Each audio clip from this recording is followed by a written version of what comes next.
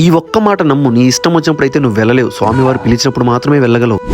మామ అందరికీ నమస్కారం. ముందుగా మన YouTube channel the real Sai _1 కి, ఆ తర్వాత మన Instagram page voice of the real Sai _1 కి కూడా స్వాగతం. చాలా రోజుల నుంచి కూడా యాదగిరి గుట్టలో ఉన్న లక్ష్మీ నరసింహ స్వామిని దర్శించుకోవాలనుకున్నా కూడా ఏదో ఒక రీజన్ చేత అయితే అది ఇన్ని రోజులైతే ఆగుతూ వచ్చింది. మధ్యలో 2-3 సార్లు వెళ్లి కూడా దర్శనం చేసుకోలేకపోయి వెనక్కి అయితే వచ్చేసాను. నా ఫ్రెండ్స్ తో అయితే వెళ్ళాను, అది కూడా నడుచుకుంటానే కొండపైకి అయితే వెళ్ళాను. ఈ ఎండాకాలంలో ఎండలు తట్టుకోలేని చెప్పి ఆలయ కమిటీ వారు భక్తుల కోసం ఇలా అయితే తయారు చేశారు. మేమైతే సెల్ ఫోన్ లాకర్ లో పెట్టేసి పైకి అయితే దర్శనం కోసం వెళ్ళాం. వీకెండ్ కాదు కాబట్టి మొత్తం కూడా చాలా ఖాళీగా ప్రశాంతంగా అయితే ఉంది. నాకు ఎప్పుడైనా సరే ఈ గుడి లోపలికి వెళ్ళి దర్శనం చేసుకుని బయటికి రాగానే ఒక తెలియని ఎనర్జెటిక్ వైబ్ అయితే వస్తుంది.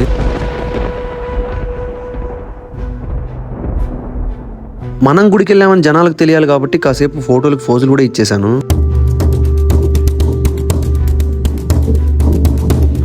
అలా సమయం గడిపి లడ్డు ప్రసాదం దగ్గరికి వెళ్లే లోపల కనీసం మాకు ప్రసాదం అయితే కూడా దొరకలేదు. దీనివల్ల మా ఫ్రెండ్స్ అయితే చాలా హట్ అయ్యారు. అప్పుడే అయిపోలేదు, ఇంకా ఉంది.